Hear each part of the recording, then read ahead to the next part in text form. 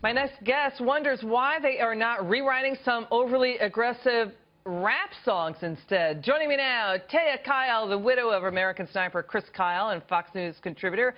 Taya, thank you so much for coming on. What are your thoughts about this rewrite?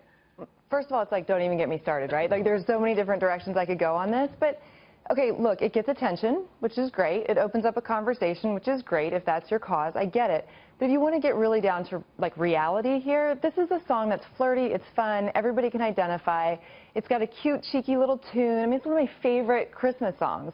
So to act like somehow it's now perverse when roofies weren't even around when they wrote this song. It was like, oh, me? What's in this drink? You know, I couldn't be intoxicated. I'm too much of a lady. You know, that's the spirit of it. That's why I love it. That's why I'll continue to listen to it, and that's my freedom. I was saying, what next? Frosty the Snowman's going to be a white supremacist? I mean, is he? I don't know. I don't know. Now I got to look into Frosty. Well, when they said, what's in your drink, they were talking ice cubes or brandy. You're right. They weren't talking about roofies. Or like, why am I so intoxicated? You know what? It's just like a lady thing, right? But, you know, if you want, that's why you said something going to break about the rap songs and stuff like that. If you do a quick Google search on it, I mean, I was looking at it just earlier today. Rick Ross, guest at the White House.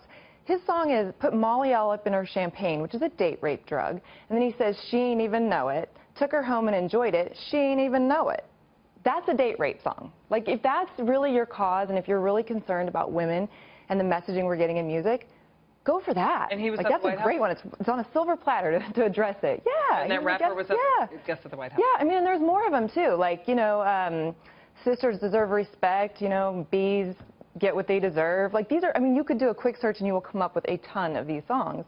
So, yeah, I mean, that's a reason to stand up for women, for sure. With music, I get it. But this song, like that, come on. And we're smart enough to figure a cute little vibe and all that stuff was just flirting. It's not what they want to make it. All right, let's, referring to the rewrite of the song, now, you said people need to give women more credit for strength, discernment, and intelligence.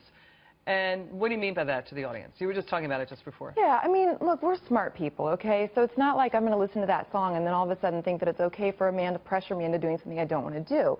We're smarter than that. Like, you know, I mean, I can talk to my daughter about that, and she's young, and I have, by the way, and she gets it. I mean, and even she can see through this and think that's really silly. But if we're going to look for the silver lining, sure, it's a conversation. I mean, we can go home and talk to our kids, too, about what it's like to have the power of suggestion change something that's valuable to you. All right, so you mentioned your daughter. Does the song scare you when she listens to it? I mean, no, I mean, I actually talked to her about it earlier, and she's young, but we've talked about things like... You talked about this rewrite of the song? Yes, I talked to her about it, because I said, you know, because my daughter and I, we already talk about things like, have a friend with you, be smart. And she's 10, and I'm already talking to her about this stuff. I mean, I am concerned about her being a strong girl and watching out for herself and being aware of her surroundings, and she knows all that. But we also love this song. We sing it all the time. I mean, it's super cute. And I think the conversation then with her is that, look, there are always going to be people suggest that something innocent is something perverse, and there are going to be atheists that are attacking Christianity.